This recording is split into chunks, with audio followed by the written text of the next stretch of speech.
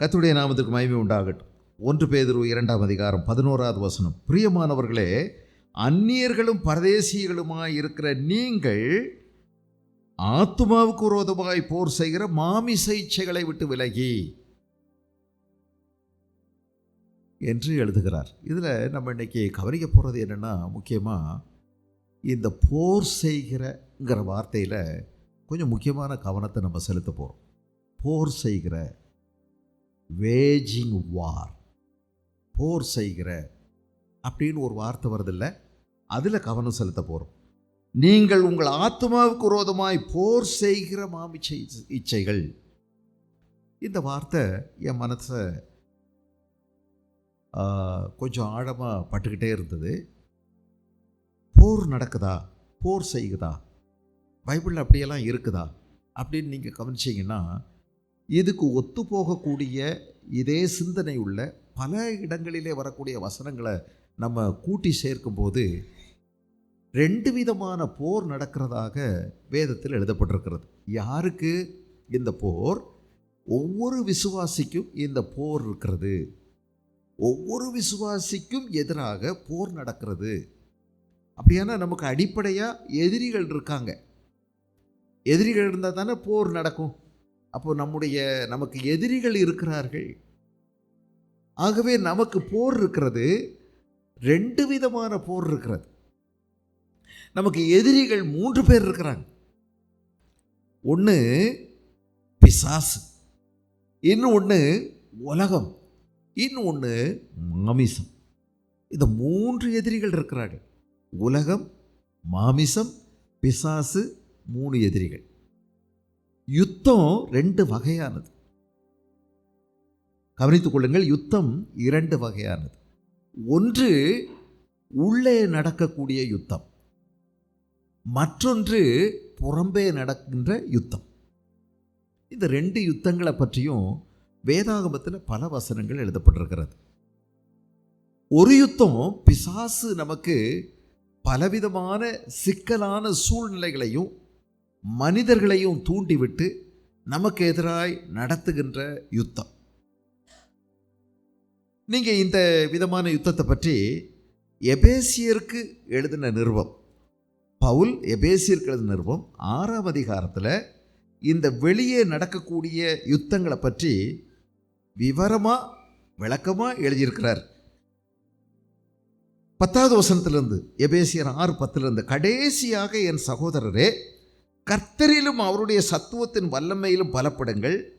நீங்கள் பிசாசின் தந்திரங்களோடு எதிர்த்து நிற்க திராணி உள்ளவர்களாகும்படி தேவனுடைய சர்வாயுத வர்க்கத்தை தரித்து கொள்ளுங்கள். இதுக்கு சர்வாயுத வர்க்கம் என்று சொல்லக்கூடிய ஆயுத கிடங்கு, ஆயுத பொக்கிஷம் நமக்கு கொடுக்கப்பட்டிருக்கிறது. பல ஆயுதங்களை சேர்த்து ஒரு பேக்கேஜாக ஒரு பையில் போட்டு நமக்கு கொடுக்கப்பட்டிருக்கிறது.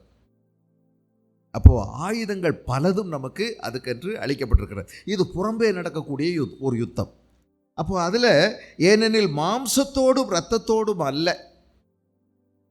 இந்த யுத்தம் நம்ம மனுஷருக்கு விரோதமாக நம்ம செய்ய போகிறதில்ல.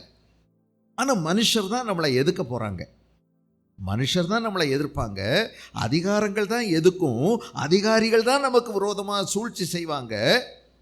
நாட்டில் தான் இது எல்லாரும் சேர்ந்து நமக்கு விரோதமாக கொந்தளிப்பாங்க. ஆனால் நாம் அப்படி அவர்களுக்கு எதிராக செய்வதில்லை. மணிப்பூரில் நடக்கிறத பார்த்தீங்களா? அங்கே மெய்த்தி இன மக்கள், குக்கி இன மக்கள், நாகா இன மக்கள், இவங்க 3 பேர் முக்கியமாக இருக்கிறாங்க. மெய்த்தி இன மக்கள் கிட்டத்தட்ட ஒரு 51% இருக்கிறாங்க. குக்கி நாகா இன மக்கள் ஒரு 49% மக்கள் இருக்காங்க. மெய்த்தி இன மக்களில் பிரதானமாக இந்துக்கள், கொஞ்சம் கிறிஸ்தவங்க இருக்கிறாங்க. இந்த குக்கி நாகா இன மக்கள் எல்லாருமே கிறிஸ்தவங்க. இவங்களுக்கு எதிர மோதலை உருவாக்கி விட்டார்கள். மத இன பிரச்சனைகளை எழுப்பி விட்டார்கள். இன்னைக்கு 3 வருஷம் ஆகுது, யுத்தம் நடந்துக்கிட்டே இருக்கு, சண்டை போட்டுக்கிட்டே இருக்காங்க. இந்த குக்கி இன மக்கள், இந்த நாகா இன மக்கள் கிறிஸ்தவங்க தானே. ஆனால் அவர்களும் போரிடுகிறார்கள், அவங்களும் எதிர்த்து சண்டை போடுறாங்க, அவங்களும் துப்பாக்கினால் சுடுறாங்க, அவங்களும் தீ வைக்கிறாங்க.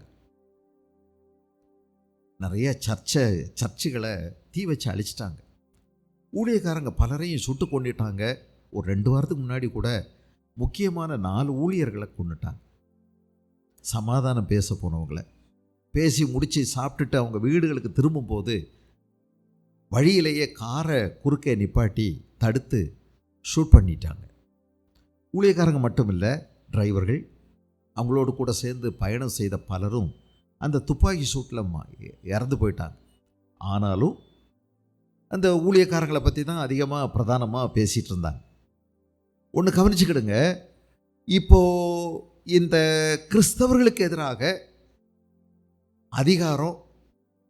அதிகாரத்தில் இருக்கக்கூடியவங்க இந்த மோதலை தூண்டி விட்ட போது நாகாயின மக்கள் அல்லது இந்த குக்கியின மக்கள் பொறுமையாக இருந்திருக்கணுமே, அப்படி செய்யலை. அவங்க மாம்சத்தோடும் இரத்தத்தோடும் நேரிட்டு மனிதர்களோட எதிர்த்து போராடுறாங்க பெரும்பாலானோர்.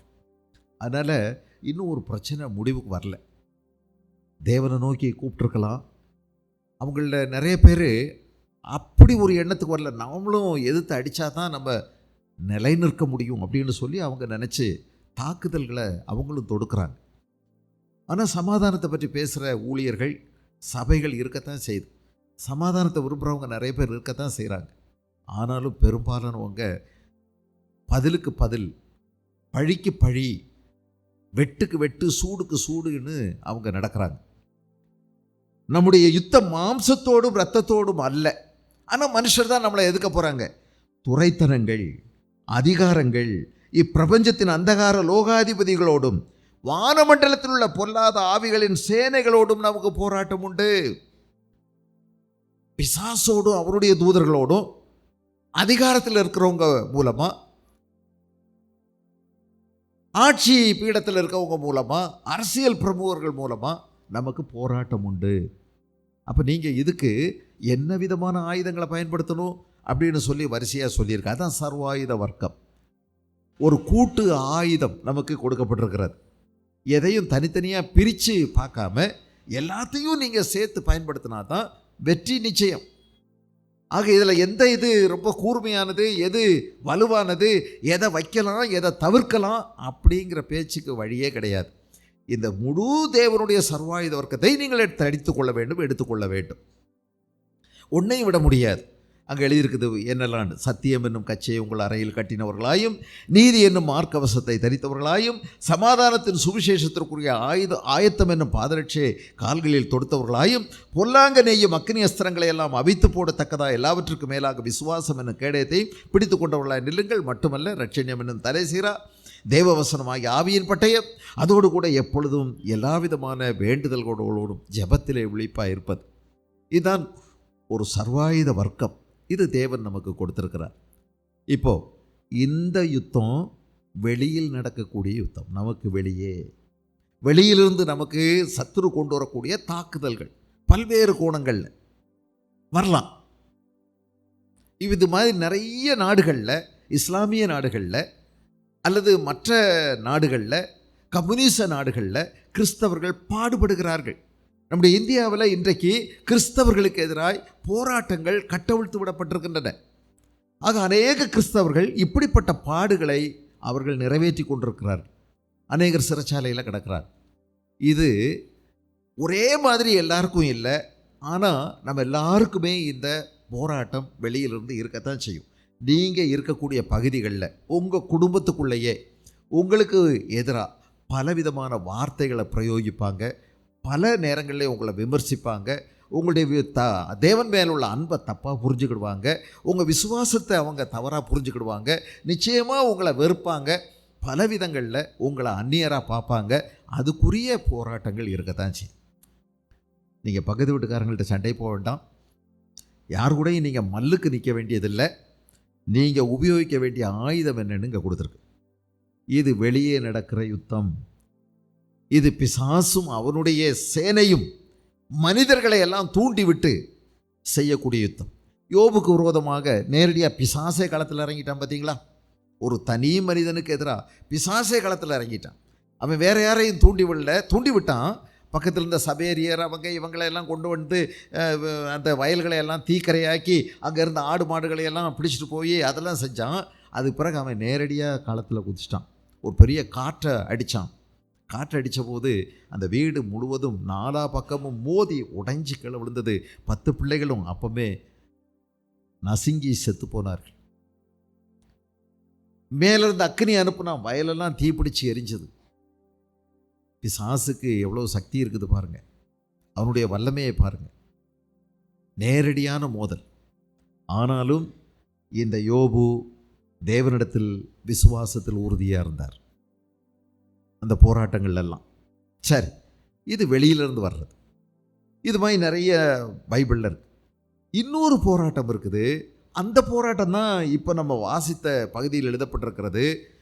பிரியமானவர்களே, அந்நியர்களும் பரதேசிகளுமாய் இந்த உலகத்தில் நீங்கள் வாழ்க்கை நடத்துகிற நீங்கள் உங்கள் ஆத்மாவுக்கு விரோதமாய் போர் செய்கிற மாமிச இச்சைகளை விட்டு விலகி,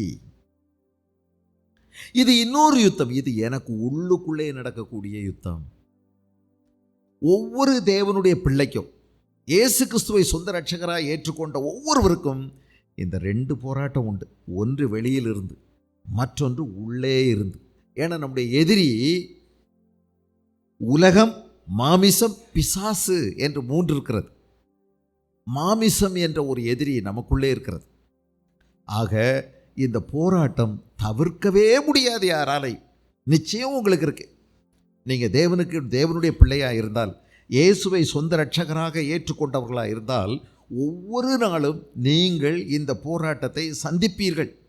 நீங்கள் போராடி கொண்டே தான் இருக்கிறீர்கள். அதில் எந்த சந்தேகமுமே இல்லை. எனக்கு போராட்டமே இல்லை, நல்லா இருக்கேன் அப்படின்னா நீங்கள் மனம் திரும்பலை, நீங்கள் ரட்சிக்கப்படலை, உங்கள் பேர் ஜீவ புஸ்தகத்தில் இல்லை, நீங்கள் இயேசுவின் இரத்தத்தினால் கழுவப்படவில்லை. இயேசுவின் இரத்தத்தினால் கழுவப்பட்ட ஒவ்வொருவருக்கும் இந்த உள் மன போராட்டம் நடந்து கொண்டே இருக்கிறது. எப்போதுமே நடக்கின்ற ஒரு யுத்தம். வெளியிலிருந்து வர்ற எதிரியை விட நமக்குள்ளே நடக்கிற இந்த யுத்தம் இருக்கு பாருங்க, இதுதான் மிகவும் பொல்லாதது, ஆபத்துகள் நிறைந்தது, சூழ்ச்சிகள் நிறைந்தது. அதிக ஜாக்கிரதையாக இருக்க வேண்டியது இதுக்காகத்தான்.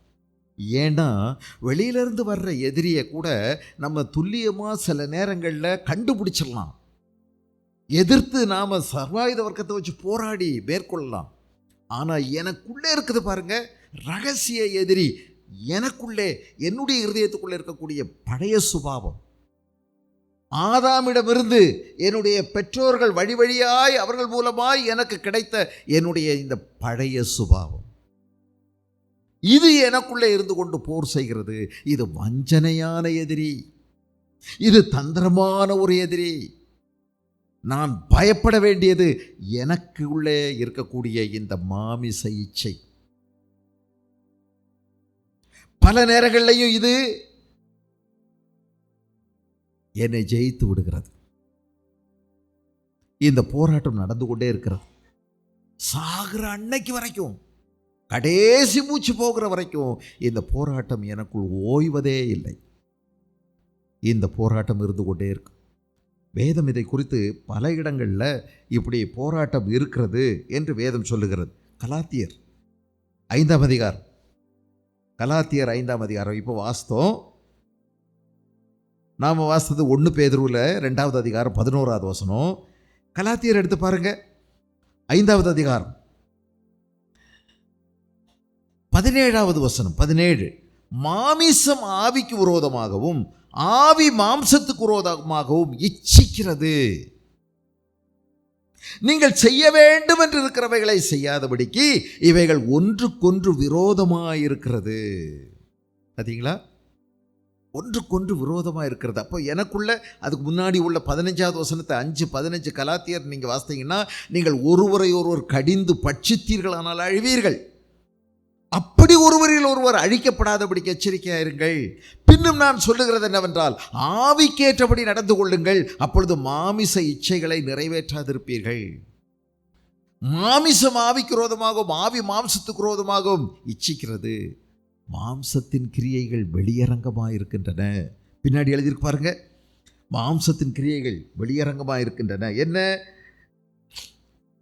அவையாவன விபச்சாரம், வேசித்தனம், அசுத்தம். 19வது வசனம், காம விகாரம், விக்கிரகாராதனை, பில்லி சூனியம், பகைகள், விரோதங்கள், வைராக்கியங்கள், கோபங்கள், சண்டைகள், பிரிவினைகள், மார்க்க பேதங்கள், பொறாமைகள், கொலைகள், வெறிகள், களியாட்டுகள் முதலானவைகளே. இப்படிப்பட்டவைகளை செய்கிறவர்கள் தேவனுடைய ராஜ்யத்தை சுதந்தரிப்பதில்லை என்று முன்னே நான் உங்களுக்கு சொன்னது போல இப்பொழுதும் உங்களுக்கு சொல்லுகிறேன். இப்போ உங்களுக்கு புரியுதா? நமக்குள்ளே ஒரு போர் நடக்கிறது.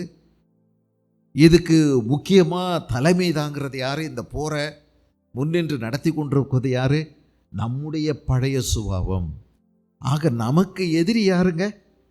நமக்கு எதிரி யாரு? நமக்கு எதிரி நாமே. நம்முடைய இருதயமே பொல்லாததும் மகா திருக்கும் கேடும் நிறைந்ததுமாக இருக்கிறது. உங்களுக்கு வெளியில் உள்ள எல்லா எதிரிகளை விட ரொம்ப ரொம்ப தந்திரமான, சூழ்ச்சி நிறைந்த, வஞ்சனையான ஒரு எதிரி உங்களுடைய உள்ளுக்குள்ளே இருக்கக்கூடிய, உங்களோடு கூட தங்கக்கூடிய, பழகக்கூடிய உங்கள் இருதயத்துக்குள்ளே இருக்கிற எதிரி தான் இந்த பழைய சுபாவம். இது உங்களை ஓயாமல் போரிட்டுக்கிட்டே இருக்குது. இதனால தான் சண்டை, சச்சரவு, நமக்கு பலவிதமான பிரச்சனைகள், சமாதான கேடுகள், பொறாமை, எரிச்சல், கோபம், கசப்பு, விரோதம், கொலைகள், வெறிகள், களியாட்டு. இல்லை, இன்றைக்கி நிறைய பேர் புகையில் போடுறாங்க, பொடி போடுறாங்க, சிகரெட்டு குடிக்கிறாங்க, பாக்கு போடுறாங்க, பல விதங்களில் பலதையும் அனுபவிக்கிறாங்க, தண்ணி அடிக்கிறாங்க, சரக்கு அடிக்கிறாங்க, எல்லாமே செய்கிறாங்க, சண்டை போடுவாங்க, எல்லாத்தையும் செய்வாங்க, எல்லாம் செய்கிறாங்க. ஆனால் விசுவாசிகள் ஞானஸ்நானம் எடுத்திருக்கோம், சண்டைக்கு குறைவில்லை. கெட்ட வார்த்தை பேசுகிறது நிறைய பேசுகிறோம், சின்ன வயசுலேருந்தே கெட்ட வார்த்தை பேசுகிறோம். இந்த கெட்ட வார்த்தைகளை எல்லாம் நம்ம பேசும்போது நமக்கு ஒரு நாளும் ஒரு பயம் வரவே மாட்டேங்குது. கெட்ட வார்த்தை பேசிட்டு கர்த்தருடைய பந்தியில் கூட நம்ம கை போட்டுடுறோம் இல்லையா?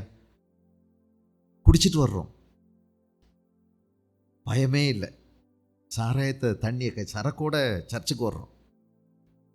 நிறைய தீமைகளை விரும்பி செய்கிறோம். நல்ல சினிமா பார்த்துட்டு ஆராதனைக்கு வர்றோம், ரீல்ஸ் பார்த்துட்டு ஆராதனைக்கு வர்றோம். கெட்ட பலதையும் பார்த்துட்டு எந்த ஆயத்தமும் இல்லாமல் நேரம் ஆனதுனால உள்ளே வர்றோம். சகப்பழுத்தில் நாள் போட்டிருக்குது ஞாயிற்றுக்கிழமை, அதனால உள்ளே வர்றோம். நீங்கள் தான் உங்களுக்கு பெரிய எதிரி, நீங்கள் தான் எதிரி. இதனால் மாம்சத்தின் கிரியைகள் நிறைய வெளிப்படுது நமக்குள்ள. நம்ம பேச்சில், நம்ம பார்வையில், நம்ம சிந்தனையில், நம்ம நடவடிக்கையில், நம்முடைய உறவுகளில், நம்முடைய உணர்வுகளில் நிறைய மாம்சத்தின் செயல்கள். என்னது மாம்சத்தின் கிரியைகள்? இங்கே எழுதியிருக்கல, பொறாமை, கொலை, வெறி, எல்லாமே இருக்குது.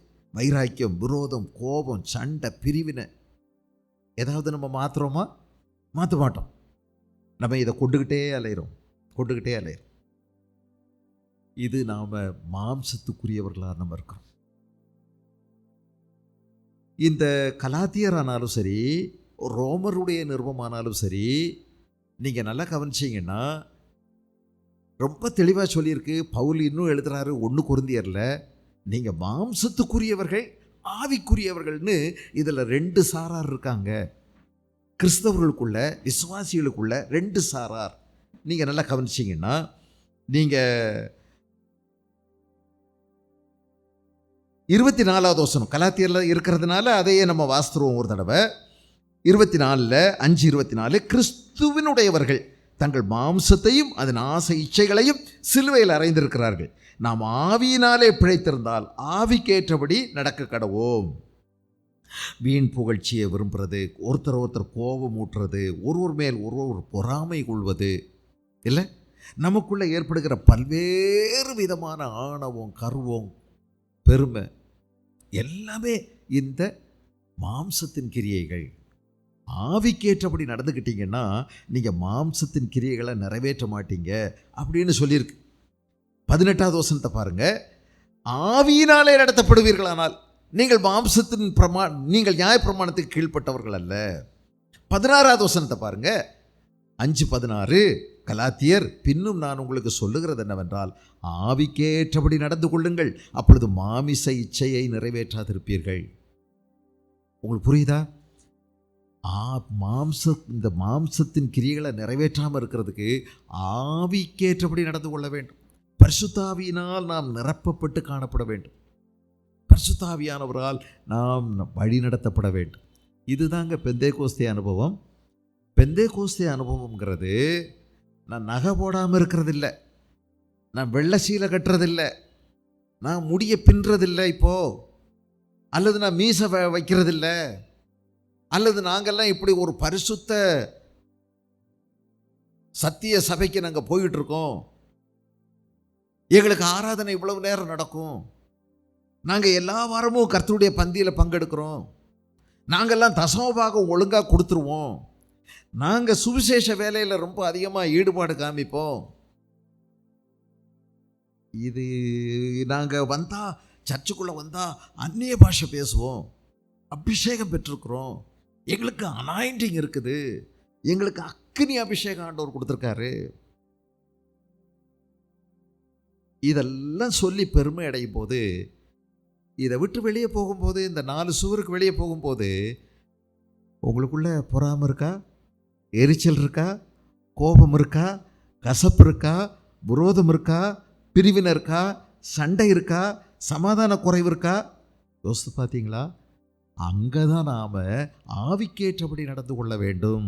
உன் வீட்டில் இருக்கும்போது நீ ஆவிக்கேற்றபடி நடந்து கொள்ள வேண்டும். நீ வேலைக்கு போகும்போது ஆவிக்கேற்றபடி நடக்க வேண்டும். செல்ஃபோனை கையில் எடுக்கும்போது ஆவிக்கேற்றபடி நடக்க வேண்டும். டிவியை பார்க்கும்போது ஆவிக்கேற்றபடி நடக்க வேண்டும். பெந்தேகோஸ்தே அனுபவம் என்பது ஆலயத்துக்குள்ள 4 சுவருக்குள்ள அடைபட்டு நிற்பதல்ல, அது வெறும் பக்தி வேஷம். ஆலயம் முடிஞ்சு வெளியே போகும்போது பாக்கி உள்ள 6 நாட்களும் ஆவியானவரால் நடத்தப்படுவது தான் பெந்தேகோஸ்தே அனுபவம். ஆவிக்கேற்றபடி நடந்து கொள்ளுங்கள். ரோமர் எழுதின நிறுவம், ரோமர் 8ஆம் அதிகாரத்தை பாருங்க. ரோமர் 8ஆம் அதிகாரம், இதே போன்ற கருத்துக்கள் அங்கேயும் சொல்லப்பட்டிருக்கிறது. ரோமர் 8வது அதிகாரம் 2 வகையான கிறிஸ்தவர்களை குறித்து அங்கே சொல்லப்பட்டிருக்கிறது. 4வது வசனம் 8:4, மாம்சத்தின்படி நடவாமல் ஆவியின்படி நடக்கிற நம்மிடத்தில் நியாயப்பிரமாணத்தின் நீதி நிறைவேறும்படிக்கு அப்படி செய்தார். அன்றிய மாம்சத்தின்படி நடக்கிறவர்கள் மாம்சத்துக்குரியவைகளை சிந்திக்கிறார்கள். பார்த்தீங்களா, இது ஒரு வெரைட்டியான விசுவாசிகள். இது ஒரு ரகம், இது ஒரு ரகம், மாம்சத்துக்கு ஏற்றபடி நடக்கிற விசுவாசிகள். இப்போ நீங்கள் அப்படிப்பட்டவங்களான்னு யோசித்து பாருங்களேன். பாவம், உங்களை பார்க்க ரொம்ப பரிதாபமாக இருக்குது. பைபிளோடு வந்திருக்கீங்க, பக்குவமாக வேறு இருக்கிறீங்க, நல்லது தான். இதை விட்டு வெளியே போகும்போது இந்த பைபிளை என்ன செய்கிறீங்க? நீங்கள் எப்படி நாளையிலேருந்து நடந்துக்கிடுவீங்க? இன்னைக்கு சாயங்காலம் எப்படி நடப்பீங்க? வெளியில் என்ன பேசுவீங்க? யாரோட பழகுறீங்க? என்னை சிந்திக்கிறீங்க?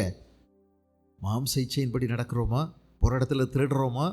கெட்ட வார்த்தை பேசுகிறோமா? சரக்கு அடிக்கிறோமா? அவர்களோட நம்ம ஒத்து போகிறோமா?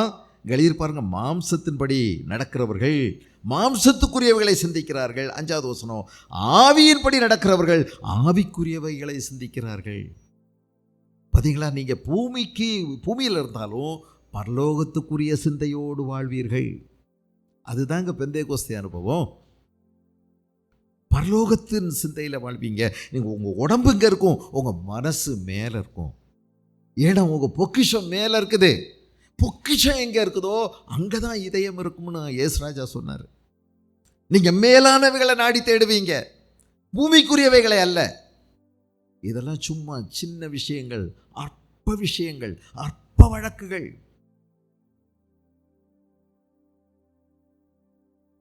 இதை தொடர்ந்து சொல்றாரு, மாம்சத்துக்கு உட்பட்டிருக்கிறவர்கள், 8வது வசனம், தேவனுக்கு பிரியமாக இருக்க மாட்டார்கள். சகோதரா சகோதரி, நல்லா அறிஞ்சுக்கிடுங்க. நீங்கள் ஆலயத்துக்கு வந்தும் ஞானஸ்நானம் எடுத்தும் இத்தனை வருஷமாக சபைக்கு வந்தும் நீங்கள் மாம்சத்தினால் நடத்தப்படுவீர்களானால், உங்கள் மனசு விரும்புகிறபடி, உங்கள் மாமிசம் சொல்கிறபடி, மாம்சத்துக்கு நிறைய ஆசைகள் இருக்கு, நிறைய ஆசை இருக்குது. மாம்சத்தின் ஆசை இல்லை, நல்லா உடுக்கணும், நல்ல தோற்றம், நல்ல அழகாக இருக்கணும், நம்மளை பற்றி எல்லாரும் நல்லா நினைக்கணும், நம்ம ரகசியம் யாரும் தெரியக்கூடாது, நம்ம தப்பிதம் யாருக்குமே தெரியக்கூடாது. ஆனால் வெளியில் நல்லா சிரித்து, நல்ல பவுடர் அடித்து, நல்ல பெயிண்டெல்லாம் உதட்டில் அடித்து, நம்ம அப்படி டிப்டாப்பாக இருக்கணும், நல்ல ஒரு கண்ணியமாக நம்ம நடந்துக்கிடணும். ஆனால் உள்ளுக்குள்ளே அம்பட்டும் அலங்கோலமாக இருக்கும், இதயத்துக்குள்ளே அசுத்தமாக இருக்கும். பாரும் தந்தையே எந்தன் உள்ளத்தை யாரும் காணா அலங்கோலத்தை. எவ்வளோ அலங்கோலம் நமக்குள்ளே இருக்குது. யாராவது இதை சொல்லிட்டா எவ்வளோ கோபம் வருது தெரியுமா? இப்படி என்னை போய் போட்டு கொடுத்துட்டாங்க, இப்படி என்னை போய் சொல்லி கொடுத்துட்டாங்க. அவங்க திருத்தவே மாட்டாங்க, திருந்தணும்னு நினைக்க மாட்டாங்க. யார் சொல்லி கொடுத்தது, என்னை பற்றி எவன் சொல்லி கொடுத்தான், அதிலே தான் கவனம் செலுத்துவாங்க. நீ மாம்சத்துக்குரிய ஆள், நீ ஆவிக்குரிய ஆள் கிடையாது. தெரிஞ்சுக்கோ இதை ஈஸியாக. ஐயோ, என்னை பற்றி யாராவது சொல்லி என் தப்பிதத்தை திருத்த வரும்போது யார் யோக்கியமாக இருக்கிறா?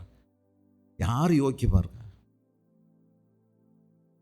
யாருமே யோக்கியம் இல்லை. தெரியும் மூடு போ. யோசிச்சு பாருங்க.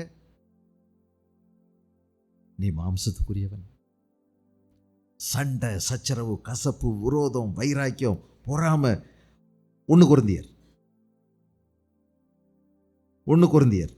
3வது அதிகாரத்தை பாருங்க. 1 கொரிந்தியர் 3வது அதிகாரம். மேலும் சகோதரரே, நான் உங்களை ஆவிக்குரியவர்கள் என்று எண்ணி உங்களோட பேசக்கூடாமல் மாம்சத்துக்குரியவர்கள் என்று. பார்த்தீங்களா, நீங்கள் மாம்சத்துக்குரியவங்க. அப்போ விசுவாசிகளை பெரும்பகுதி மாம்சத்துக்குரியவங்க. இவங்க சும்மா வருவாங்க ஆராதனைக்கு, ஒப்பனைக்காக வந்துக்கிடுவாங்க, பாசாங்கெல்லாம் காமிப்பாங்க. ஆனால் இவங்க அரசியல் ரொம்ப நாட்டமாக இருப்பாங்க. அவங்க அதிலே தான் தெரிவாங்க. ஒழுங்காக வேலை செஞ்சுருந்தா கூட வீட்டில் கடனை கட்டியிருக்கலாம். கட்சின்னு அலைஞ்சு இருந்த காசும் போய் உள்ளதும் போச்சுட்டா நொல்லக்கண்ணான்னு நினைக்கிறது மட்டும் இல்லை, அடுத்தவங்களை எப்படியெல்லாம் ஏமாற்றி நம்ம திருடுனா இப்போ நம்ம பிழைக்கலாம் அப்படிங்கிற ஒரு திட்டம் வேறு அவர்களுக்கு நிறைய உருவாயிடும். நிறைய காசை விட்டுட்டோம் இல்லை, கட்சிக்காக நம்ம நிறையா விட்டுட்டோம். இப்போ எங்கே இருந்ததை எடுக்கிறது? அண்ணனுக்கு சோத்துக்கு வேணுமே, டீ செலவுக்கு வேணுமே, சரக்கடிக்க வேணுமே, போடு ஏமாத்து. வேலை வாங்கி தர்றேன், அதை செஞ்சு தர்றேன், இதை செஞ்சு தர்றேன். இதிலே தான் இருப்பாங்க. எப்போ பார்த்தாலும் கதர் சட்டையிலே ஓடுறது, பயங்கரமான பெரிய பெரிய ஆட்கள்கிட்டெல்லாம் தொடர்பு வைக்கிறது. மாம்ச சிந்தை உள்ளவன். நீ தேவனுக்கு பிரியமாக இருக்க மாட்ட, மனுஷருக்கு பிரியமாக நடக்க பார்க்குற. 3வது அதிகாரத்தில் 1 கொரிந்தியர் 3ல் உங்களை மாம்சத்துக்குரியவர்கள் என்று எண்ணி பேசுகிறேன். நீங்கள் எப்போ பார்த்தாலும் பலன் இல்லாதவங்களாகவே இருப்பீங்க. உங்களுக்கு ஒரு விஷயமும் தெரியாது. எவ்வளவு சத்தியம் கேட்டாலும், இன்னைக்கு என்ன சத்தியம் கேட்டீங்க அப்படின்னு கேட்டால், என்ன கேட்டோம், இது மாதிரி சர்ச்சுக்கும் வேடிக்கை பார்க்க வந்திருக்கோம். ஒரு விவரமும் எழுதி எடுக்கிறதே இல்லை, ஒன்றுமே கிடையாது. ஆர்வமாக இருந்தால் தானே, பசி இருந்தால் தானே ருசிக்கும். பசியோடு வர்றதில்லை, பசியோடு வரல. நீங்கள் மாம்ச சிந்து உள்ளவங்களாக இருந்தீங்கன்னா நீங்கள் பலன் இல்லாதவங்களாகவே இருப்பீங்க. பலன் இல்லாதவர்கள் உங்களுக்கு போஜனம் கொடுக்காம கடினமான சாப்பாடு உங்களுக்கு கொடுக்க முடியலை.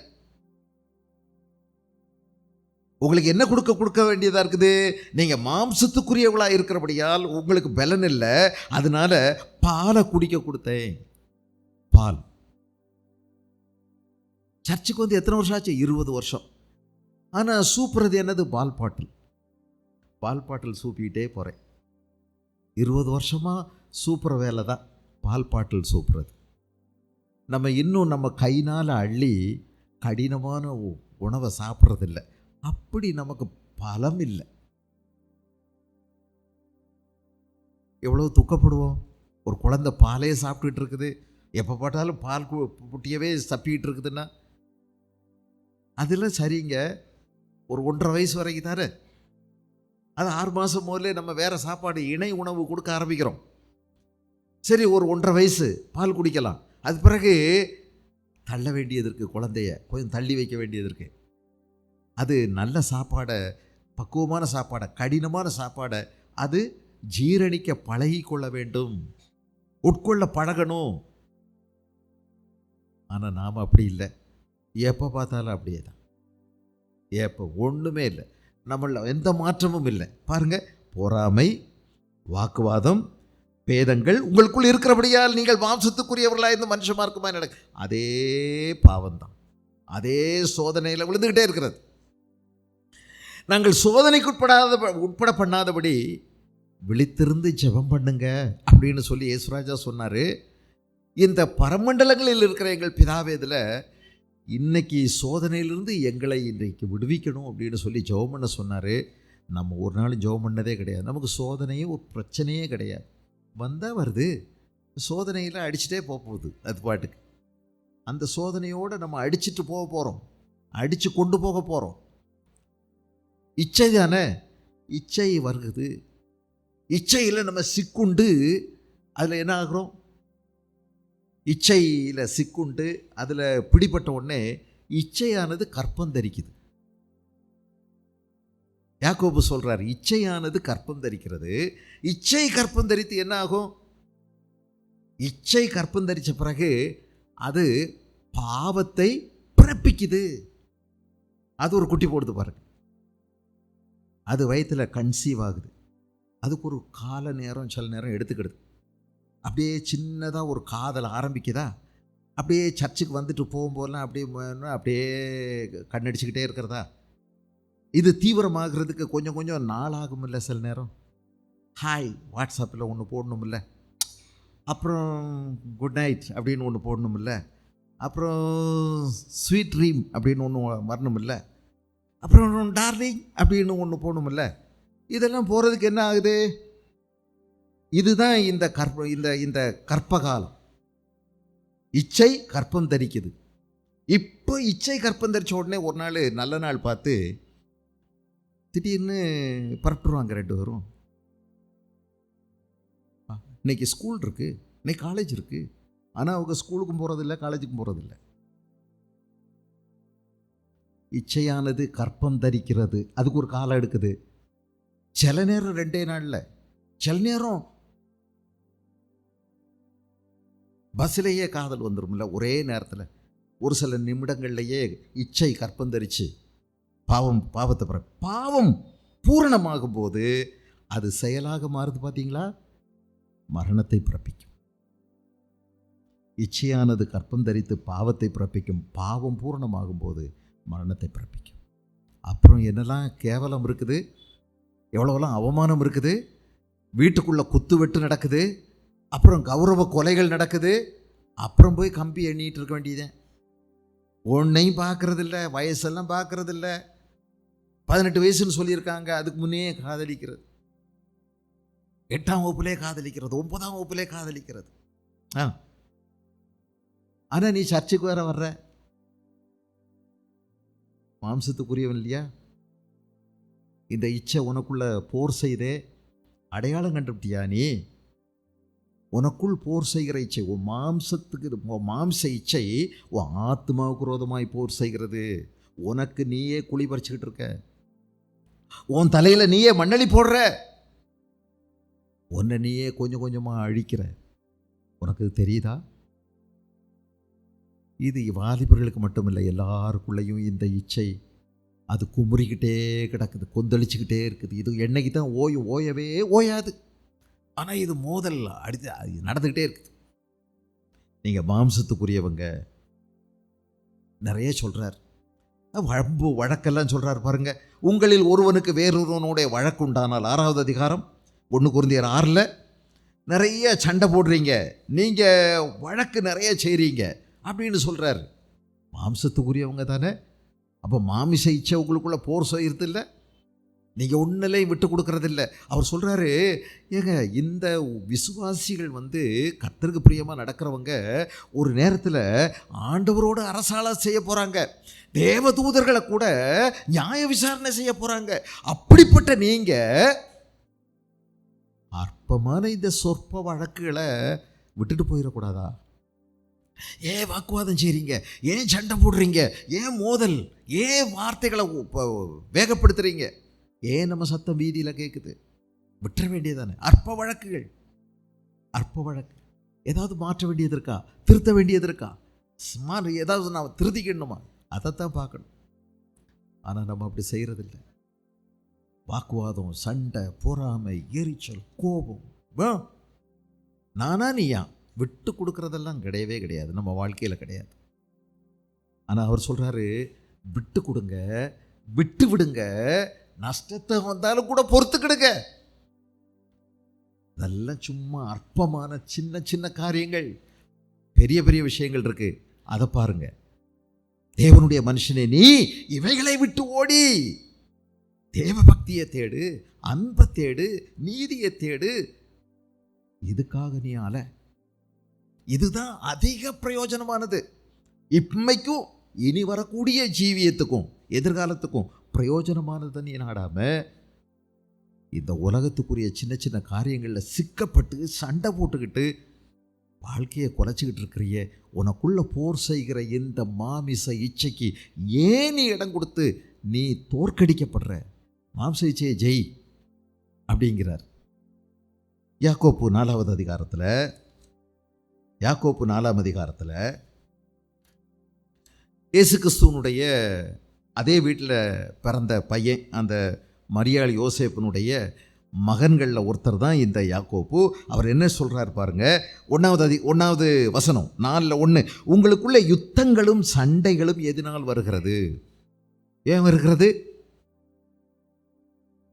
ஏன் யுத்தமும் சண்டையும் வருது? இப்போ நான் உங்கள்கிட்ட கேட்டேன்னு வைங்க, ஒரு பேப்பர் கொடுத்து, உங்கள் தம்பிகிட்ட நீங்கள் ஏன் சண்டை போட்டுட்ருக்கீங்க, உங்கள் அக்காட்ட ஏன் பேசுகிறதில்ல, ஏன் மாமன் மச்சினங்கன்னு நீங்கள் விலகி போகிறீங்க, ஆராதனைக்கு வர்றீங்க, ஆனால் நீங்கள் பேச மாட்டீங்களே, உங்கள் தம்பிகிட்ட ஏன் இவ்வளோ நாளாக பேசுகிறதில்ல, உங்கள் அக்காட்ட ஏன் நீங்கள் இந்த விஷயத்தில் பேசாமலே போகிறீங்க, குடும்பத்திலேயே யாரும் அப்படி விலகி தனித்தனியாக போகிறீங்களே, என்ன காரணம் அப்படின்னு சொன்னால் அவங்க உடனே என்ன சொல்லுவாங்க தெரியுமா?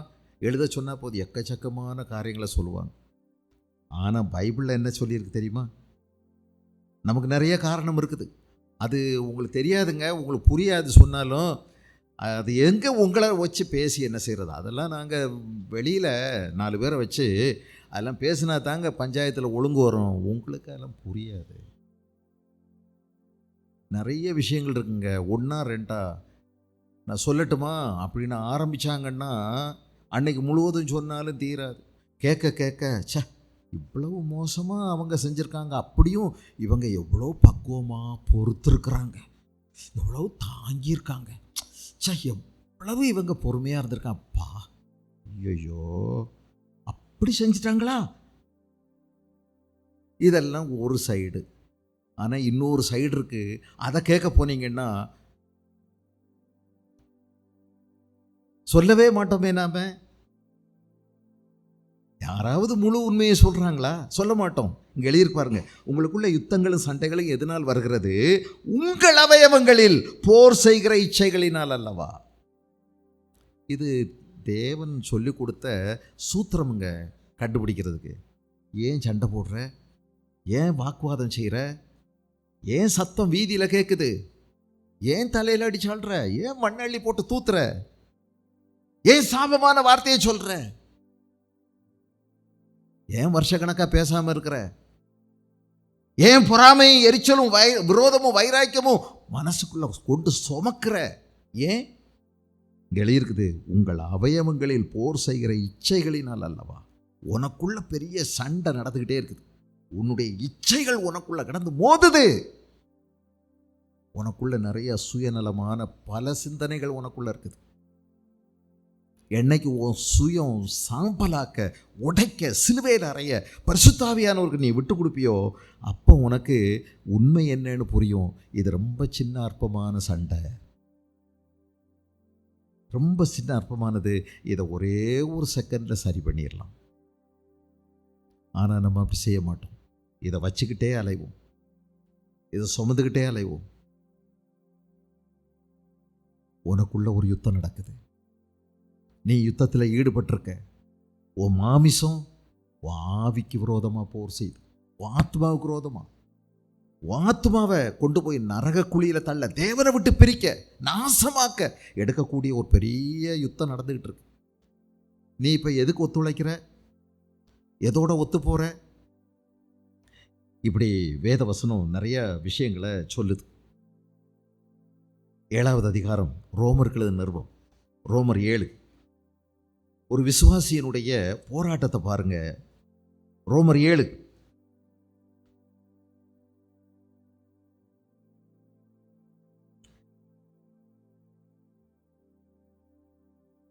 15வது வசனம், 7:15. எப்படி எனில் நான் செய்கிறது எனக்கே சம்மதி இல்லை. ஹலோ, இந்த ஒரு இடத்துக்கு நீங்கள் என்னைக்காவது வந்திருக்கீங்களா? நான் செய்கிறது எனக்கே சம்மதி இல்லை, நான் செய்கிறது எனக்கே கஷ்டமாக இருக்குதுங்க. நான் ஏன் இப்படி நடந்துக்கிறேன், நான் ஏன் இப்படி பேசுகிறேன், நான் ஏன் இப்படி யோசிக்கிறேன், ஏன் நான் இப்படி தகராறு பண்ணுறேன், ஏன் நான் இந்த விரோதத்தை வச்சுக்கிட்டு அலையிறேன், ஏன் சண்டை போடுறேன், ஏன் இந்த மாமிச இச்சையில் திரும்ப திரும்ப விழுறேன், ஏன் இந்த பாவத்தை நான் தொடர்ந்து செஞ்சுக்கிட்டே இருக்கிறேன். என்னைக்காவது நீங்கள் யோசித்தீங்களா? எனக்கு இது பிடிக்கலை, எனக்கு கஷ்டமாக இருக்குது, எனக்கு வேதனையாக இருக்குது, நான் நிறையா கெட்ட வார்த்தை பேசுகிறேன், எனக்கு கஷ்டமாக இருக்குது, ஆனால் பேசக்கூடாதுன்னு நான் நினைக்கிறேன், ஆனால் பேசிடுறேன். ஐயோ, நான் இப்போவும் பேசிட்டேனே, வாயில் படக்குன்னு தானே வருது, பழக்க தோஷமாக வந்துடுதே.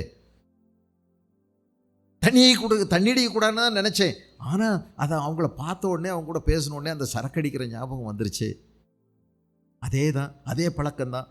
அந்த பெண்களை பற்றி பேசுகிறது, அந்த 2 அர்த்தத்தோடு பேசுகிறது, அதே தான் திரும்ப திரும்ப வந்துருச்சு. என்னங்க பண்ணுறது? நான் பண்ணுறது எனக்கு பிடிக்கலை, நான் பண்ணுறது எனக்கு சம்மதி இல்லை. இந்த நிலைக்கு வந்துட்டீங்களா?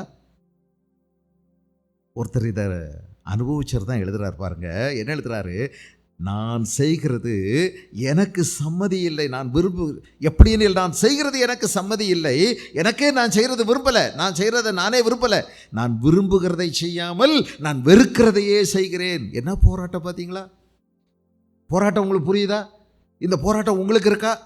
எனக்கு இருக்கு, எனக்கு இருக்கு. நான் விரும்புகிறதை செய்யாமல் விரும்பாததை செய்கிறேன். இந்த போராட்டம் உங்களுக்கு இருக்கா? இதுதாங்க உள்ளான மனுஷனில் உள்ள போராட்டம். இது எல்லா நாளும் எல்லா நேரமும் நடந்துகிட்டு இருக்குது. இப்படி நான் விரும்பாததை செய்கிறவனா இருக்க, அது சரி விடுங்க, கொஞ்சம் தள்ளி வருவோம். 17. ஆதலால் நான் அல்ல, எனக்குள் வாசமாயிருக்கிற பாவமே அப்படி செய்கிறது. ஏன் நான் விரும்பாததை செஞ்சுக்கிட்டு இருக்கேன்? எனக்கு விருப்பம் இல்லை, ஆனால் நான் செஞ்சிடுறேன். ஏன் செய்கிறேன்? அதுதாங்க எனக்குள்ள ஒரு எதிரி உள்ளுக்குள்ள சூழ்ச்சியாக படுத்துருக்கான். மேசைக்கடியில், கட்டில் கடியில் மெல்ல படுத்துக்கிட்டு இந்த நயவஞ்சகமான வேலையை செஞ்சிருக்கான். அது என்ன? பாவம். என்னுடைய பழைய பாவ மனுஷன், பாவ சுபாவம் எனக்குள் பதுங்கி கிடக்கிறது. இப்போ புரியுதா? வெளியிலேருந்து வர்ற எதிரியை விட கேம்புக்குள்ள எனக்குள்ள ரகசியமாக படுத்து கிடந்து பதுங்கி இருந்து எனக்கு வஞ்சனை செய்யக்கூடிய எதிரி தாங்க ரொம்ப கொடுமையானது. உலகத்திலிருந்து எனக்கு வரக்கூடிய கவர்ச்சிக்கு என் மனசு அடிக்கடி இணங்குது. செய்வாப்பில் ஒன்றும் இல்லை, அப்புறம் மன்னிப்பு கேட்கலாம், இப்போ யாரும் பார்க்கல, அட இப்போ பேசுகிறோம். ஒரு வார்த்தையெல்லாம் சொன்னால் அதுக்காக ஆண்டவர் கோவிக்க மாட்டார். ஒரு தடவை இப்போ குடித்ததுனால நம்ம சர்ச்சுக்கு எனக்கு நல்லா தெரியும், அவங்கெல்லாம் வர்றாங்க, அவங்கெல்லாம் என்னெல்லாம் பண்ணுறாங்க தெரியுமா? நான் ரொம்ப கொஞ்சம்தான், வாரத்தில் ஒரே ஒரு தடவை, அதுவும் இந்த சம்பள நாளில் ஒரு குவார்ட்டர் மட்டும்தான். எவ்வளவு இருக்காங்க தெரியுமா? எனக்கே தெரியும். என் பக்கத்தில் கூட உட்காந்துருக்கிறவங்க, நான் அவங்கள மாதிரியெல்லாம் செய்யலை, ஆனால் அவங்க ஞானஸ்நானம் எடுத்தவங்க, அவங்க 20-22 வருஷமாக வந்துக்கிட்டு இருக்காங்க. அந்த மாதிரியெல்லாம் நான் கிடையாது. நான் எப்போமோ சும்மா அப்பப்போ ஒரு சின்ன ரசனைக்காக கொஞ்சம் கொஞ்சம் பார்த்துக்கிடுவேன். கொஞ்சம் கொஞ்சம். இங்கே என்ன எழுதியிருக்குன்னு பாருங்கள். ரொம்ப மாம்ச சிந்தை மரணம், ஆவியின் சிந்தையோ ஜீவனும் சமாதானமும். 8. இந்த 7 நம்ம அதை தொடர்ந்து வாசித்துருவோம். 19. ஆதலால் நான் விரும்புகிற நன்மையை செய்யாமல் விரும்பாத தீமையை செய்கிறேன். அந்தபடி நான் விரும்பாததை நான் செய்தால் நான் அல்ல, எனக்குள்ளே வாசமாயிருக்கிற பாவமே அப்படி செய்கிறது. 20. அப்படியானால் நன்மை செய்ய விரும்புகிற என்னிடத்தில் தீமை உண்டென்கிற ஒரு பிரமாணத்தை காண்கிறேன். நீங்கள் இதை கவனிச்சிருக்கீங்களா? உங்களுக்குள்ள ஒரு தோஷகரமான நாசம் செய்யக்கூடிய ஒரு பழைய சுபாவம் உங்களுக்குள்ளே இருக்குது. இது போகுமா? போகாது. இயேசு கிறிஸ்துவை ஏற்றுக்கொண்ட பிறகுதான் இது கண்டுபிடிக்க முடியுது. இப்போ எனக்குள்ள ஆண்டவருடைய ஆவியானவர் என் ஆவியோட கூட மல்லு கட்டுறாரு, போராடுறாரு ஒரு பக்கம். இன்னொரு பக்கம் எனக்குள்ளேயே என் மாமிச சிந்தனை, எனக்குள்ள மோதுது, பெரிய சண்டை.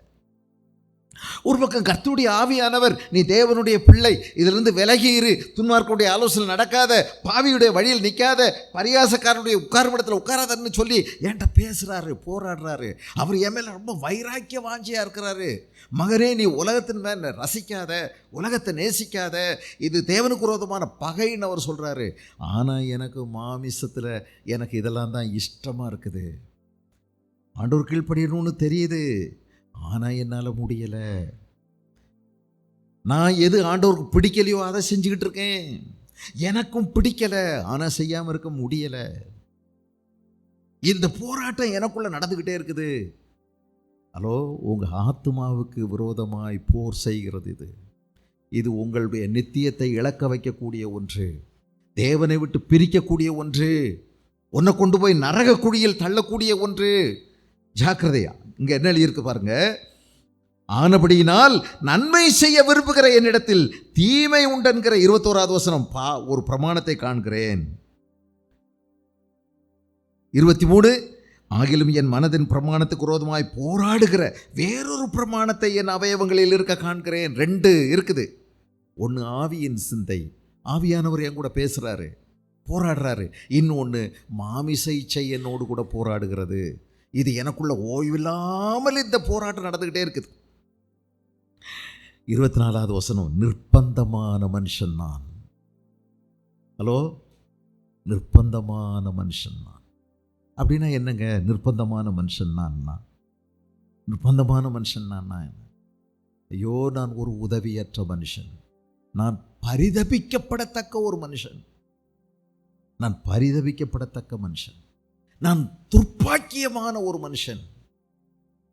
இந்த நிர்பந்தமான மனுஷன் அப்படிங்கிற வார்த்தை 2 இடத்துல தான் பைபிளில் வந்திருக்குது. ஒன்று இங்கே, இன்னொன்று வெளிப்படுத்தின விசேஷம் 3வது அதிகாரம் 20வது வசனத்தில்.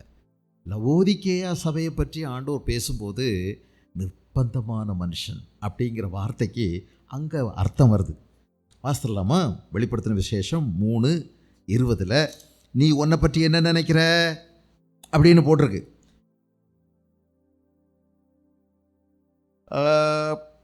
16வது வசனம் 3:16 வாசம், இப்படி நீ குளிருமின்றி அனலுமின்றி வெதுவெதுப்பாக இருக்கிறபடியினால், நீ சர்ச்சுக்கு வர்ற, ஆவியானவருடைய சத்தம் கேட்குற, ஆனால் ஆவியானவருடைய சித்தம் செய்கிறதில்ல, மாம்ச இச்சையை தான் நிறைவேற்ற.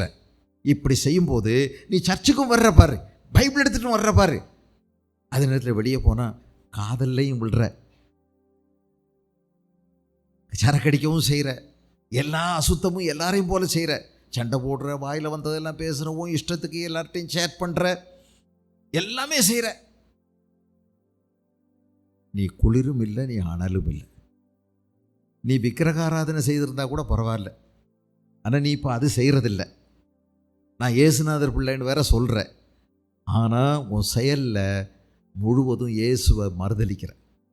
ஆகவே நீ எப்படிப்பட்டவன்? நீ குளிருமின்றி அனலுமின்றி வெதுவெதுப்பாய் இருக்கிறபடினால் உன்னை என் வாயினின்று வாந்தி பண்ணி போடுவேன். நீ நிர்பாக்கியம் உள்ளவன். அதாங்க நிர்பந்தமான மனுஷன். நீ நிர்பாக்கியம் உள்ளவனும் பரிதபிக்கப்படத்தக்கவனும் தரித்திரனும் குருடனும் நிர்வாணியுமாய் இருக்கிறதை அறியாமல், நான் ஐஸ்வர்யவான் என்றும் திரவிய சம்மன்னன் என்றும் எனக்கு ஒரு குறைவும் இல்லை என்றும் நீ சொல்லுகிறபடியினால். சர்ச்சுக்கு வர்றதுனால நம்ம என்ன சொல்கிறோம்? இப்போ உங்கள்கிட்ட கேட்டால் என்ன சொல்லுவீங்க? நான்லாம் ஐயா, நீங்கள் பேசுகிறது எனக்கு கிடையாதுங்க, நான் நல்லா இருக்கேன், நீங்கள் என்ன நினச்சே பேசிகிட்டு இருக்கீங்க, எனக்கு தெரியும் நீங்கள் என்ன தான் நினச்சி பேசுகிறீங்கன்னு. நானும் அப்படி கிடையாது, ஆண்டவருக்கு தெரியும் நான் அப்படி கிடையாது, நான் நல்லா இருக்கேன், ஆண்டவர் என் கூட, நானும் ஆண்டவர் நெருக்கமாக இருக்கும். ஆனால் வேதம் என்ன சொல்லுது? நீ நிர்பாக்கியவான் உள்ளவன். அது அவருடைய சத்தம். பரிதபிக்கப்படத்தக்கவன், தரித்திரன், குருடன், நிர்வாணிங்கிறத அறியாமல், நான் ஐஸ்வர்யவான், நான் திரவிய சம்மன்னன், எனக்கு ஒரு குறையுமே இல்லை, நான் கர்த்தர் என்னை நல்லா வச்சிருக்கிறார், அற்புதமாக வச்சிருக்கிறாரு, அப்படி வச்சிருக்கிறாரு, இப்படி வச்சிருக்கிறாரு, என்னை எப்படியெல்லாம் நடத்துகிறார் தெரியுமா? நல்லா கவனிச்சுக்கிடுங்க. ஆனால் அதல்லங்க உங்கள் பார்வை இல்லை. நீங்கள் கண்ணாடி முன்னாடி காலையில் நிற்கும் போது என்ன நினைக்கிறீங்க? நான் நல்லா இருக்கேன், நல்லா பரவாயில்ல, இப்போ என் மீசையெல்லாம் ஒழுங்காக இருக்குது, நல்லா அழகாக வந்திருக்குது, கொஞ்சம் உதட்டில் சாயம் பூசினா இன்னும் அட்ராக்டிவாக இருக்கும், இது ட்ரெஸ்ஸு எப்படி இருக்குது, கொஞ்சம் நல்லா இல்லை, இது கொஞ்சம் மங்கலாக இருக்குது, இந்த சாரீ உடுத்தா ரொம்ப சூப்பராக இருக்கும், பவுடர்லாம் பூசுறது, சிரித்து பார்க்குறது கண்ணாடியில், அப்புறம் நல்லாயிருக்கு, என் சிரிப்பு அழகாக இருக்குது, நான் சிரித்தா அப்படியே எல்லாருமே மயங்குவாங்க, நல்லாயிருக்கு, நல்லா சிரிக்கிறேன், உதடு அளவாக தான் சிரிக்கணும், ஆனால் ஏன்னா ஃபோட்டோவில் அப்படின்னா போச்சு, ஏன்னா எலும்பு கூடு மாதிரி தெரியும், பிறகு எலும்பு கூடு எப்போவுமே சிரிச்சுக்கிட்டே இருக்கும், பார்த்துருக்கீங்களா? எலும்பு கூட பாருங்கள், நல்ல மனசு விட்டு சிரிக்கும், ஆனால் எல்லாருக்கும் பயம் வந்துடும். ஆனால் இவங்க சும்மா அறகுறையாக சிரிப்பாங்க, எல்லாரும் மயங்கிடுறாங்க. கண்ணாடியில் போய் நின்று நம்ம யார் தெரியுமா, பார்த்து இதை பார்த்து எல்லாம் பார்த்து இப்போ நம்ம பரவாயில்ல நல்லா இருக்கோம் அப்படின்னு சொல்லி நம்மளை நினச்சிட்டு போகிறோம். ஆனால் தேவனுடைய மனுஷர் என்ன சொல்கிறாங்க தெரியுமா, நான் நிர்பந்தமான மனுஷன், நான் நிர்பந்தமான மனுஷன். பவுல் சொன்னாருங்க, அவர் சொல்கிறார், பாவிகளிலும் நான் பிரதான பாவி, கண்ணாடி முன்னாடி சொல்கிறாரு, பாவிகளிலும் நான் பிரதான பாவி. உங்களை சொன்னால் ஒத்துக்கிடுவீங்களா? ஐயோ, நான் பாவிகளில் பிரதான பாவி, இருக்கட்டும், அப்படியே இருக்கட்டும், இன்னையிலேருந்து நான் சர்ச்சுக்கு வரல, போதும் போதும் போதும் போதும் ஐயா, ஐயா போதகரே போதும், அவ்வளோதான். நான் அப்புறம் கெஞ்சினாலும் நீங்கள் உள்ளே வர மாட்டீங்க. ஏன்னா என்ன சொல்லிட்டேன், பாவிகளில் பிரதான பாவின்னு உங்களை சொல்லிட்டேன், விடுவீங்களா? ஆனால் அவர் உண்மையாக இதெல்லாம் தெரிஞ்ச மனுஷன், அவர் சொல்கிறாரு கண்ணாடி முன்னாடி நின்று, ஆண்டவரே, நான் எவ்வளவு நிலையற்றவன் என்பதை நான் அறியும்படி என் நாட்களை என்னும் அறிவை எனக்கு சொல்லித்தார். ஒரு மனுஷன் கேட்குறாருங்க, நான் நிலையற்றவன், என்னைக்காவது நீங்கள் நினச்சிங்களா கண்ணாடி முன்னாடி நின்று, இந்த கண்ணாடி இருக்கும் ஆனால் நான் இருக்க மாட்டேன் ஒரு நாள், யோசித்தீங்களா? நீங்கள் வேற ஒருத்தர் வந்து அந்த கண்ணாடியில் பார்ப்பாங்க. நம்ம மிக மிக தற்காலிகமானவங்க, இருக்க மாட்டோம். we are mortal people, அழிஞ்சு போகக்கூடியவங்க. ஒரு நாள் ஒரு கல்யாணத்தில் உட்கார்ந்துருந்தேங்க, அந்த பொண்ணுக்கு சிகப்பா ரோஸா மஞ்சளா என்னெல்லாமோ பூசி வச்சுருந்தாங்க, வட்ட வட்டமாக நிறைய நகை போட்டு, அதால் அங்கிட்டும் கழுத்தை திருப்ப முடியல, அங்கிட்டும் கழுத்தை திருப்ப முடியல, சும்மா படாத பாடுபட்டு இருக்குது. ஆடம்பரமான கல்யாணம், எனக்கும் அழைப்பு இருந்தால் தானே போக முடியும், அழைச்சிருக்காங்க. ஆனால் அதை உட்காந்து கவனிச்சிக்கிட்டே இருக்கும்போது நிறையா புகழ்கிறாங்க, நிறையா பேசுகிறாங்க, சுற்றி சுற்றி வளைச்சி ஃபோட்டோ எடுக்கிறாங்க, விழுந்து எடுக்கிறாங்க. என்னமோ யாரோ என்கிட்ட மெல்ல சொன்ன மாதிரி இருந்துச்சு, இந்த அழகிய கண்ணங்கள் ஒரு நாள் அக்ரி கடலில் புழு அரிக்கும்னு பதறிட்டேங்க. என் பார்வையே அங்கே மாறிப்போச்சு. மனசே எங்கிட்டோ போயிடுச்சு எனக்கு. அந்த ஆடம்பரம், அந்த உல்லாசம், அதெல்லாம் என் மனசை விட்டு எங்கேயோ ஒதுங்கி போயிடுச்சு. உண்மை என்ன, ஒரு மனுஷன் எவ்வளவு தற்காலிகமானது. ஆண்டவரே, என் நாட்களை அறியும் அறிவை எனக்கு போதித்தரணும், நான் எவ்வளவு நிலையற்றவன் என்பதை நான் அறியும்படி எனக்கு உதவி செய்யும் அப்படின்னு சொல்கிறார். நான் இந்த பூமியில் அந்நியனும் பரதேசியுமா இருக்கிறேன், உங்ககிட்ட வந்து சேரணும், அதுதான் என் ஆசை. உங்களை பார்க்கணும், அதுதான் என் வாஞ்சை. உங்கள் கூட இருக்கணும், உங்களை பிரியப்படுத்தணும், உங்கள் மகிமையவே தேடணும். என் புகழ் இல்லை, என் பேர் என்னமோ ஆகிட்டு போகுது, உங்கள் பேர் மேன்மையாக இருக்கணும்.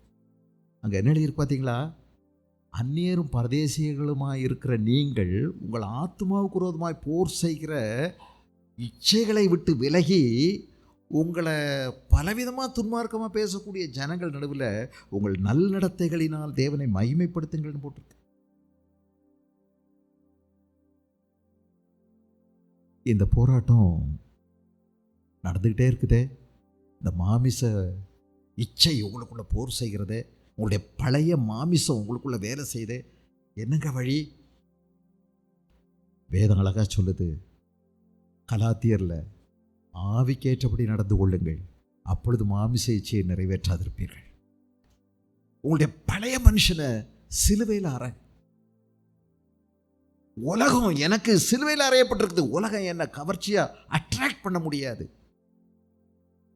நான் செத்துட்டேன், உலகத்துக்கு நான் செத்துட்டேன். செத்தவனை ஏதாவது அட்ராக்ட் பண்ண முடியுமா? நீங்கள் என்னதான் ஆட்டம் போட்டாலும் ஆகுமா? முடியவே முடியாது. என்ன கொண்டு போங்க, எவ்வளோ கலர்ஃபுல்லான லைட்டெல்லாம் காமிங்க, அசைவே இருக்காது. உலகத்துக்கு நான் செத்துட்டேன், உலகம் எனக்கு சிலுவையில் அறையப்பட்டிருக்கிறது, நான் உலகத்துக்கு சிலுவையில் அறையப்பட்டேன்.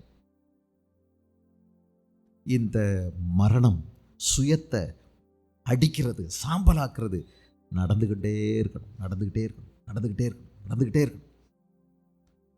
நீங்கள் அடிப்பீங்க, கொஞ்சம் கவனக்குறைவாக இருக்கும்போது திரும்பி அது பிச்சுக்கிட்டு வந்துடும். உடனே பிடிச்சி அவசரமாக என்ன செய்யணும்? திரும்பவும் ஆணி அடிச்சு, அப்புறம் அப்பாடா ஆண்டோடைய கிருபையினால எனக்கு ஆண்டவர் ஜெயம் கொடுத்தாருன்னு நினச்சிக்கிட்டு இருக்கும்போது அதுக்குள்ளே பாருங்கள், திடீர்னு ஒரு எஸ்எம்எஸ் வந்துடும். உங்களை அறியாமலே அதில் ஈடுபாடு வச்சுருவீங்க. உங்களுக்கு உடனே கர்த்தருடைய ஆவியானவர் உங்கள் காதில் சொல்கிற ஒரு மெல்லிய சத்தம்னு ஒன்று இருக்குது. ஏ தப்புடா அப்படின்னு சொன்ன உடனே அவசரமாக உடனே சுத்தியல் எடுத்து திரும்பவும் ஆணி அடிக்கணும், ஆணி அடிச்சுக்கிட்டே இருக்கணும். இயேசு கிறிஸ்து நம்முடைய பாவத்துக்காக மரித்தார், நாம பாவத்துக்கு சாகணும். இயேசு நம்முடைய பாவங்களுக்காக மரித்தார். Jesus died for my sin, I die to sin daily. ஒவ்வொரு நாளும் நான் என் பாவத்துக்கு சாகணும், பாவத்துக்கு சாகணும், பாவத்துக்கு சாகணும், பாவத்துக்கு சாகணும். பாவத்தை சிலுவையில் அடிச்சுக்கிட்டே இருக்கணும். என் பழைய சுபாவத்தை கொன்னுக்கிட்டே இருக்கணும், கொன்னுக்கிட்டே இருக்கணும், கொன்னுக்கிட்டே இருக்கணும், கொன்னுக்கிட்டே இருக்கணும். இப்போல்லாம் சாகாது, ஆனால் அடிச்சுக்கிட்டே இருக்கணும், அடிச்சுக்கிட்டே இருக்கணும். சாகிற மாதிரி தான் அடிக்கணும், ஆனால் சாகாது. அது நம்ம கூட தான் சாகும். இதுதாங்க, இதுக்கு பேர் தாங்க, இப்படி மாம்சத்தை ஜெயிக்கிறதுக்கு தான் பேர் நல்ல போராட்டம். நல்ல போராட்டம். வேதம் சொல்லுது, நல்ல போராட்டத்தை போராடு அப்படின்னு தீமோத்தேயுவுக்கு பவுல் எழுதுறார். 2 தீமோத்தேயு 1ஆவது அதிகாரத்தில் நல்ல போராட்டத்தை போராடுன்னு சொல்கிறாரு. 4ஆவது அதிகாரத்தில் அவரே சொல்கிறாரு, நல்ல போராட்டத்தை போராடினேன். நல்ல போராட்டம், நல்ல போராட்டம். எது? பரிசுத்த ஆவியானவரோடு கூட சேர்ந்து நீங்கள் ஜெயம் எடுக்கின்ற வாழ்க்கை இருக்குது பாருங்க, அதுதாங்க நல்ல போராட்டம். அதான் நல்ல போராட்டம். நீங்கள் உங்கள் பாவத்துக்காக கோபப்படணும், உங்கள் பாவத்துக்காக அழணும், உங்கள் பாவத்துக்காக நீங்கள் ஆண்டோடைய சமூகத்தில் மறுவணும். ஐயோ நான் நிர்பந்தமான மனுஷன், என்னை விடுதலையாக்கணும் ஆண்டவரே. யார் என்ன விடுதலை செய்வார் இந்த பாவ மாம்சத்திலிருந்து? ரோமருடைய காலத்தில் கொடுமையான கைதிகளுடைய முதுகில் செத்து போன மிருகங்களை கட்டி விட்டுட்டாங்க. சில நேரம் மனுஷனை, செத்து போன மனுஷனை கட்டி விட்டுருவாங்க. இந்த செத்து போன மனுஷனை, இந்த பிரேதத்தை சுமந்து கொண்டிருக்கிறது தான் அவனுக்கு தண்டனை. அதோடு தான் சாப்பிடணும், அதோடு தான் தூங்கணும். அழுகி அழுகி உருகி உருகி வடிய வடிய அதோட இவன் அலையணும். பாவ மாமிசம். யார் என்னை இதிலிருந்து விடுதலையாக்குவார்? நான் நிர்பந்தமான மனுஷன். கிறிஸ்தவர்களையும் இப்படி செஞ்சாங்க, கிறிஸ்தவர்களையும் இதை மாதிரி செஞ்சாங்கன்னு பைபிள் எழுதியிருக்கு. 11ஆவது அதிகாரம் எபிரேயர்களின் நிருபத்தில் எருமத்தோலை கட்டி விட்டாங்க. மிருகத்தோட சேர்த்து கட்டி, செத்த மிருகத்தை கட்டி விட்டாங்க. சுமந்துக்கிட்டே அலையணும், அதை எடுத்து விட முடியாது. என் கைகள் கட்டப்பட்டிருக்கு, நான் நிர்பந்தமான மனுஷன். யார் என்னை இந்த பாவ சரீரத்திலிருந்து விடுதலை செய்வார்? இந்த மாம்சத்திலிருந்து. நீங்கள் ஆண்டவர்கிட்ட கேளுங்க, ஆண்டவரே இந்த சுய இச்சை, இது எவ்வளோ பெரிய ரகசிய எதிரி, எனக்குள்ளே இருந்து கொண்டு எனக்கே என் காலை வாடுற, எனக்கே தீமை செய்யக்கூடிய ரகசிய எதிரி. நான் தான் பெரிய எதிரி, எனக்கு யாரும் எதிரி கிடையாது. நானே எனக்கு பெரிய எதிரி. ஆகவே எல்லா காவலோடும் உன்னுடைய இருதயத்தை காத்துக்கொள், இருதயத்தை காத்துக்கொள். இருதயமே எல்லாவற்றை பார்க்கலும் எல்லாரை பார்க்கலும் திருக்கும் மகா கேடு நிறைந்ததுமாயிருக்கிறது. அதை அறியத்தக்கவன் யார்? ஆகவே ஆண்டவர்கிட்ட கேளுங்க, ஆண்டவரே இந்த பழைய மாமிசம், பாவ மாமிசம் எனக்குள்ளே கொந்தளிச்சுக்கிட்டே இருக்குது, என்னால் கீழ்ப்படிய முடியலை பரிசுத்த ஆவியானவருக்கு. என்னால் தேவனுக்கு பிரியமாக வாழ முடியலை. நான் கொஞ்ச நாள் சரியாக நடக்கிறேன், அப்புறம் திரும்பவும் விழுறேன். கொஞ்ச நாள் அப்புறம் அடிக்கிறேன், ஒரு அடி எடுத்து வைக்கிறேன், 2 அடி கீழே விழுறேன். இந்த போராட்டம் நல்ல போராட்டமாக இருக்கணும்னா கர்த்தருடைய ஆவியானவருக்கு செவிசாய். அவர் சின்ன மெல்லியாக பேசும்போது அதோட நிப்பாட்டிரு போதும். அவங்க புரிஞ்சுக்கலன்னா விடும். தாவீது சொல்கிறாரு, எனக்கு முன்னாடி இப்படிப்பட்ட மக்கள் இருக்கும்போது நலமானதை கூட பேசாமல் நான் மௌனமாக இருந்தேன். என் ஆவி ஆராய்ச்சி செய்தது. ஆண்டவருடைய சித்தம் என்ன, ஆண்டவருக்கு பிரியமானது என்ன, நான் நடந்து கொள்ள வேண்டிய விதம் என்ன, தேவனுக்கு மகிமையை செலுத்தக்கூடிய விஷயம் எப்படி என்று ஆராய்ச்சி செய்தது. நான் பேசலை. ஏன்னா என் மாம்சத்துக்கு நான் இடம் கொடுக்க விரும்பலை. கர்த்தருடைய ஆவியானவர் ஜெயிக்கணும்னு நான் என் மனசை விட்டு கொடுத்தேன். உங்கள் சரீரங்களை தேவனுக்கு பரிசுத்தமும் ஜீவ பலியுமாய் ஒப்பு கொடுங்கள். அன்றியும் சகோதரரே, நீங்கள் உங்கள் சரீரங்களை பரிசுத்தம் தேவனுக்கு பிரியமான ஜீவ பலியா ஒப்பு கொடுக்க வேண்டும் என்று தேவனுடைய இரக்கங்களை முன்னிட்டு உங்களை வேண்டிக் கொள்ளுகிறேன். இதுவே நீங்கள் செய்யத்தக்க புத்தி உள்ள ஆராதனை. உன் சரீரத்தை நீதியின் ஆயுதமா தேவனுக்கு ஒப்பு கொடுங்கள். நீதியின் சரீரத்தை தேவனுக்கு அடிமையாக ஒப்பு கொடுங்கள் விரும்பி.